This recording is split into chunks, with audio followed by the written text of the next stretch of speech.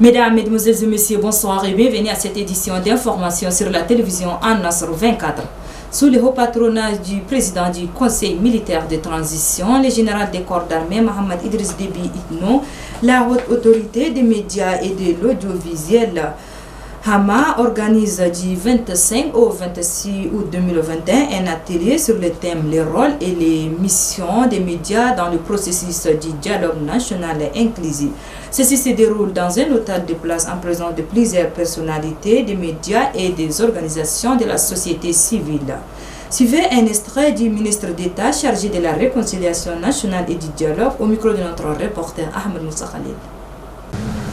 La thématique de l'atelier, à savoir le rôle et les missions des médias dans le processus du dialogue national inclusif au Tchad, avant, pendant et après. Cette thématique donc interpelle non seulement les médias, mais également l'ensemble des Tchadiens. Parce que tous, nous devrons nous soucier de la promotion du bien vivre ensemble et faire preuve d'ouverture d'esprit aux autres pour rompre avec le cycle infernal de conflits meurtriers qui endeuille notre pays depuis plus de 50 ans. Dans ce contexte de quasi-rupture du dialogue que je venais d'évoquer, l'organisation de cet atelier de cette importance qui regroupe les responsables des médias tchadiens est à encourager. Parce que les médias sont des acteurs clés qui contribuent à rapprocher les Tchadiens et les Tchadiens et à faire percevoir à chacun le sens profond de l'unité nationale. Je me réjouis que la HAMA, instance de régulation des médias, ait choisi ce moment pour former et informer les journalistes sur la couverture médiatique afin de les mobiliser pour le traitement et la diffusion d'informations susceptibles de modifier la perception du vivre ensemble des Tchadiens avant, pendant et après ce dialogue national inclusif.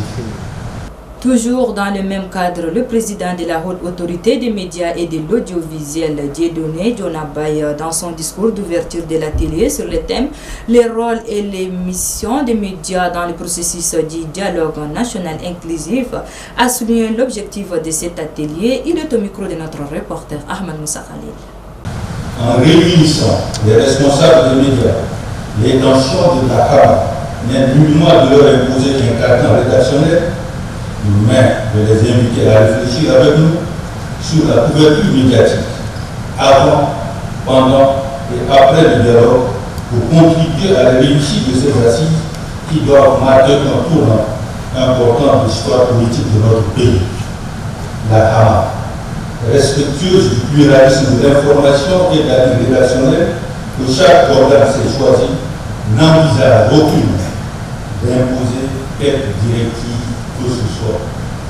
C'est vous-même qui définiriez la manière dont vos organes respectifs envisagent de s'engager dans le processus du dialogue national. Le directeur de publication des journaux, dans une enquête récente de la Maison des médias du Tchad, a décrit la HAMA comme une institution chargée de réprimer la liberté de presse. Je dois affirmer pour ma part haut et fort que la HAMA ne réprime pas, ne réprime que le mauvais usage de la liberté de la presse. Et comme vous le savez, la liberté de la presse et l'activité des médias est encadrée par des textes de loi ainsi que la mission de la HAMA. Le directeur général adjoint de la Société nationale d'électricité, SNE, Hamid Djimounou, a fait un point de presse ce 25 août 2021. Au cours de ces points de presse, quelques points ont fait l'objet d'une présentation à la presse. Dans son discours, Hamid Djimounou a dit que la commission a remarqué la présence des démarcheurs sur le terrain. Ces derniers mettent à mal les efforts que la SNE met pour assurer le bon fonctionnement de son réseau, et il a souligné que 2 démarcheurs et leurs complices sont arrêtés et se retrouvent présentement à la maison d'arrêt et 8 autres en instance de traitement en attendant leur procès. Les ressortissants du Wadaï géographique résidant en N'Djamena ont organisé ce 21 août 2021 une cérémonie de soutien au Conseil militaire de transition. Ceci s'est déroulé au palais du 15 janvier sous le haut patronage de la coordination des associations de la société civile pour le développement durable. Les reportages signés Ahmed Moussa Khalil.